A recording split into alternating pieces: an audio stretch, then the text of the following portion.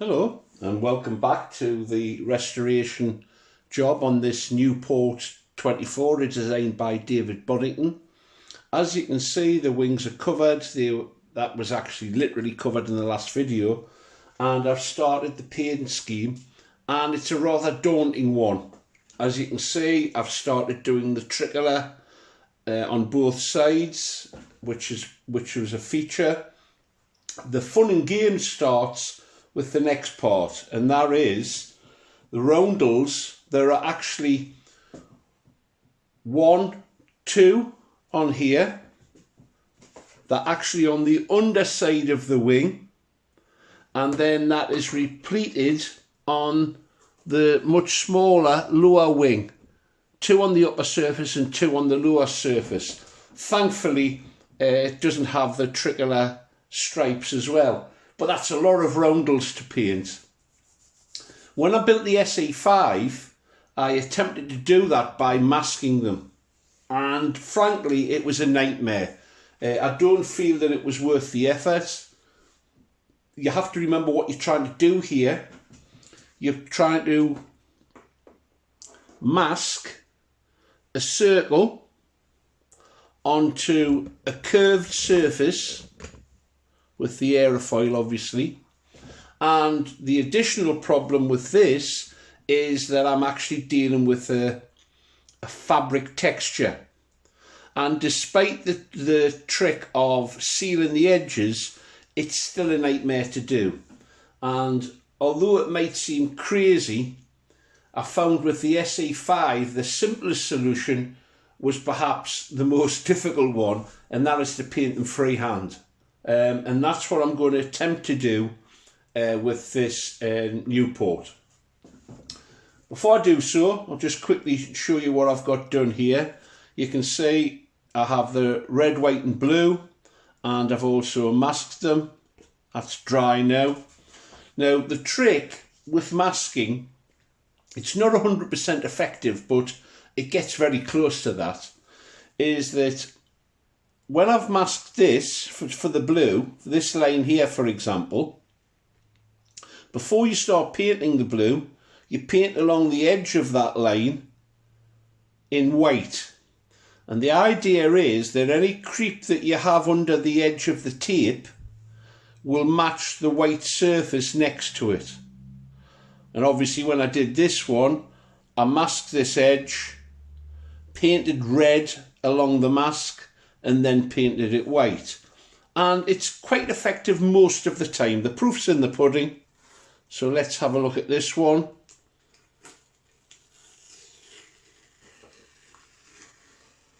Tiny little bit of bleed there I've just spotted. And a little bit there. But overall I'll take that. You end up with a nice crisp clean edge. Now obviously this is aluminium colour, and it'll be aluminium cover in the area around the edge of the roundel, and I may even resort to painting that by hand, because although I could airbrush it and get a nice thin layer of aluminium finish, the masking would be a nightmare once again. So there's no way around this. I'm going to have to just jump in and do it. Now if I zoom in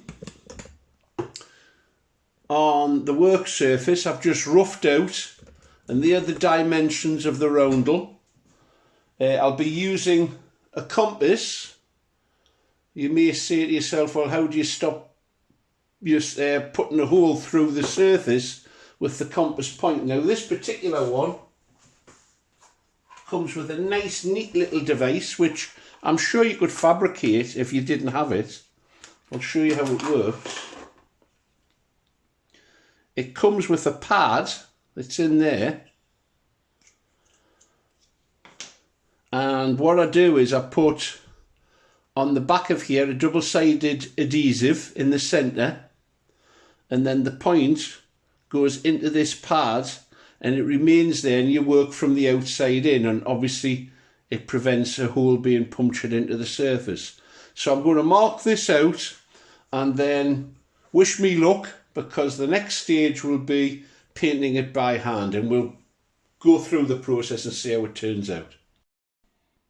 I hope you can see there that I've drawn the line for the roundel, and very, very fortunately the centre point fell on the rib, so I didn't have to resort to the pad and I was able to use the compass as it is. It makes life slightly easier and you can round things up a little bit more accurately. So that's the first outer line drawn. The next one from the centre is 5.3. So we'll get that marked off.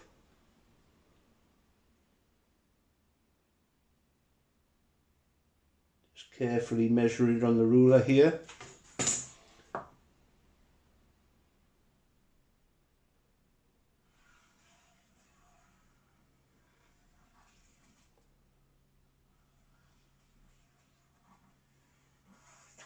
Just need a line that's strong enough to see. And the last one,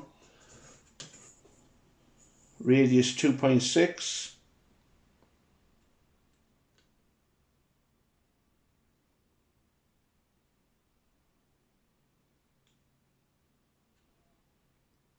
Quiet here because I'm concentrating.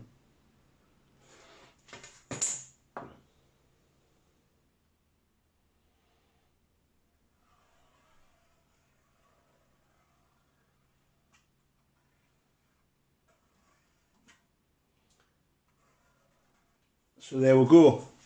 That's the position of the roundel marked on. It doesn't match exactly with the photograph or the sketch I've seen of the prototype. It actually shows the roundel closer to the tricolor lines, but then that throws this off. So I've come up with a compromise and I'm putting it here. It is a sports scale model after all. So the question is, do I say as I was going to and do it all freehand? Do I do it with mask and with all the problems that I've already described? I think I'm actually going to do it freehand, and I'm going to start from the centre out. Now if you use the pad method, which I did before, I actually start from the outside in, but you're leaning over your own work. So it's blue, white, red. You keep on going through that in your head as well, terrified that you're going to get it wrong. Blue in the centre, white, red. The blue covers really well, so does the white, and for some reason the red less so, but because it's on a light background, I think we'll get an acceptable finish.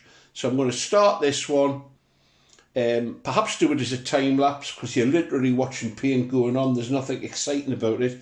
You just have to take your time. And remember, these things were hand painted in the field. There were no masks used on them. And once you stand a foot away from it, if there's any slight errors, I doubt you'll see them. So let's crack on.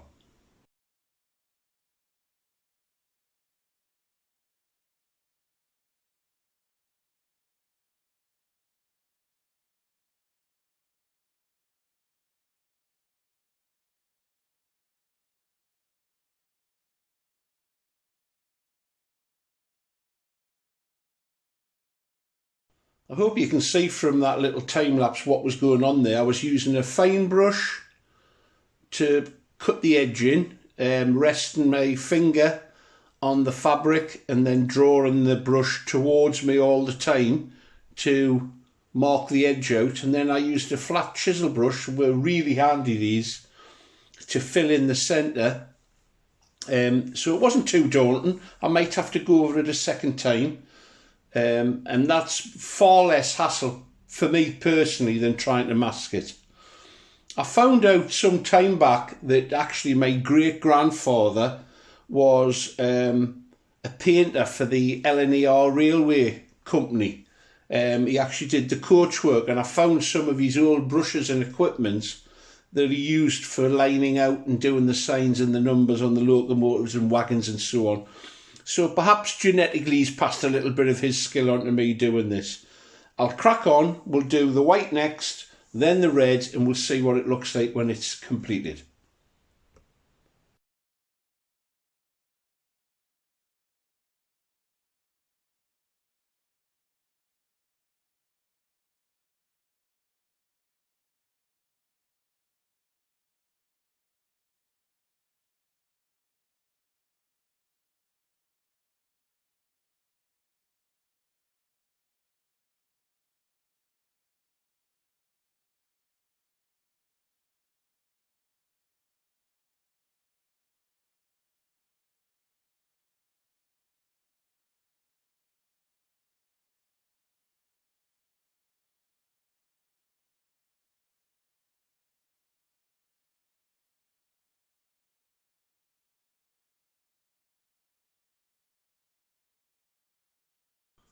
as I hope you can see, I've blocked in the red using the large brush, and now I'm going to cut it in with the fine brush.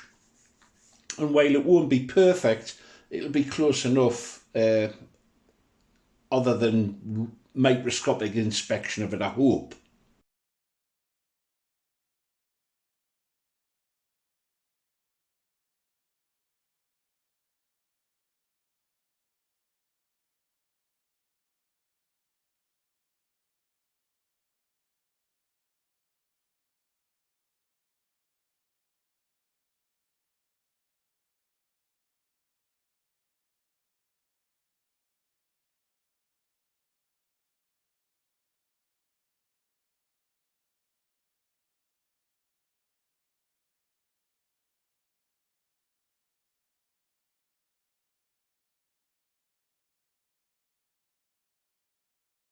Well, there we have it. As you can see, it's quite laborious. That's one down, 7 to go.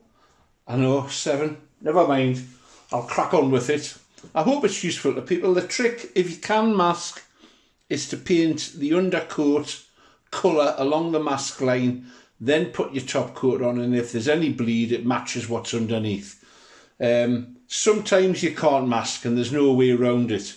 I think masking it would have been twice as painful as that's been, even though it isn't a lot of fun doing it at times, especially when you're trying to video it. So anyway, if you can get flying, do so. If you can't get flying, let's get creative. Bye for now.